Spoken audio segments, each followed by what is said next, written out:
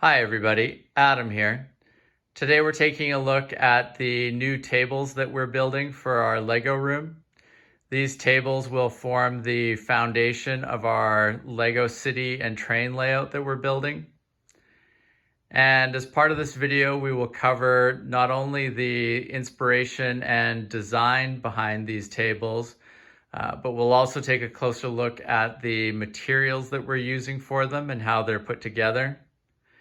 And to close things out, we're going to talk a little bit about how many of the tables we're building and the general layout of them that we're going for initially in the room. So to start, let's take a look at the inspiration and design behind the tables.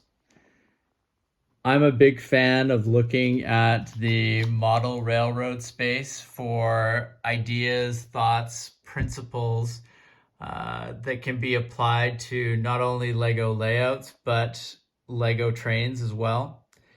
And in this particular issue of Model Railroader magazine, I found this table design, which was done with model railroading in mind, but I felt like it could be adapted and would work well for our Lego tables.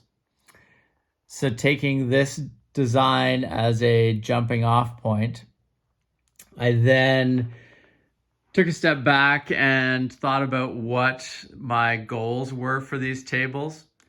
And the number one goal that I had for our Lego tables was strength.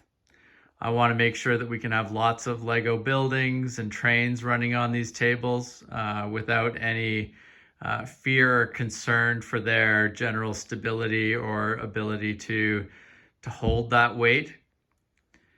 And I also wanted, with that in mind, to allow for future expansion of the city going vertical.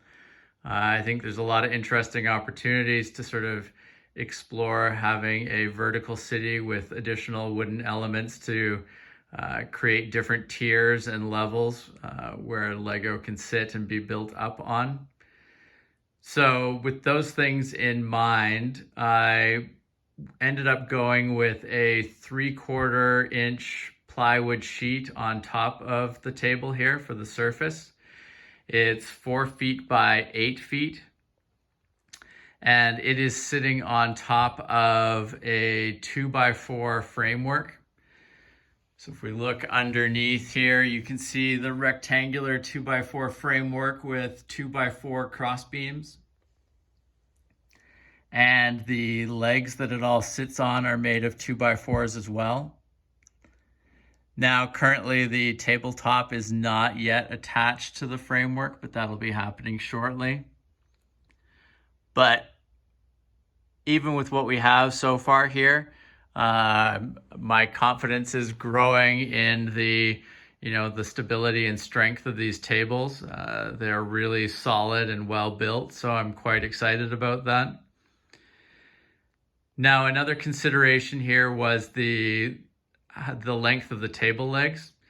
And so we've gone with 30-inch table legs. And the reasoning behind that for us was, I really wanted to make sure that I would be able to reach all aspects of this table, to work on buildings, to have, to be posing and placing minifigures and vehicles on roads. So to facilitate that, I didn't want the table to be too high.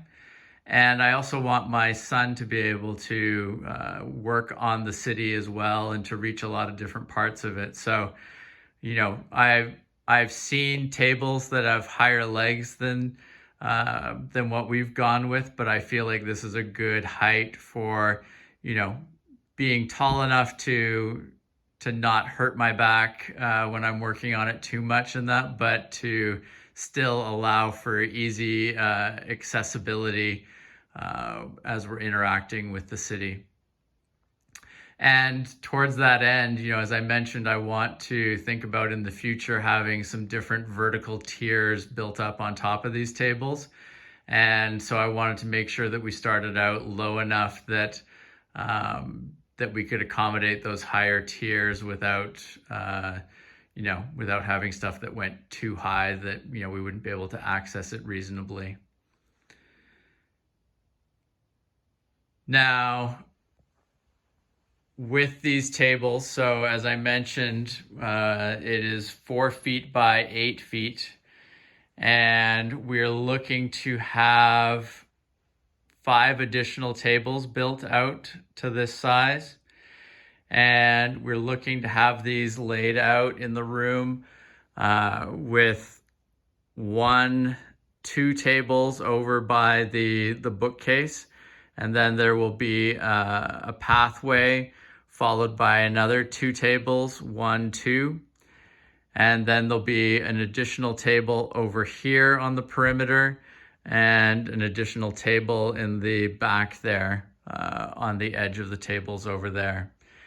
And the idea behind that layout is to, one, we want to have a pathway by all of the bookcases over there where all of our displays are going to be set up.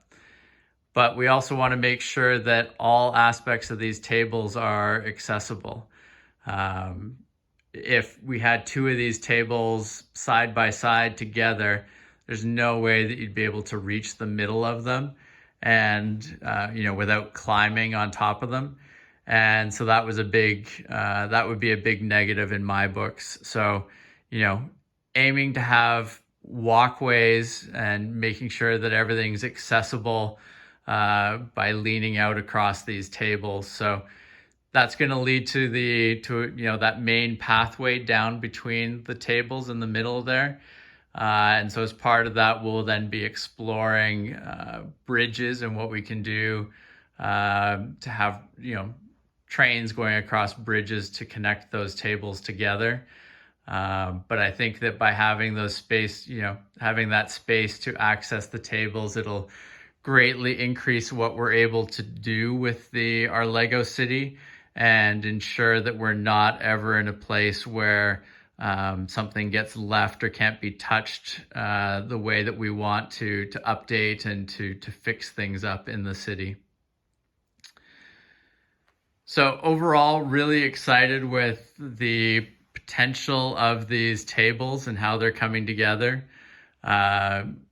Really happy with the strength and the materials so far and the ease with which we've been able to work with them.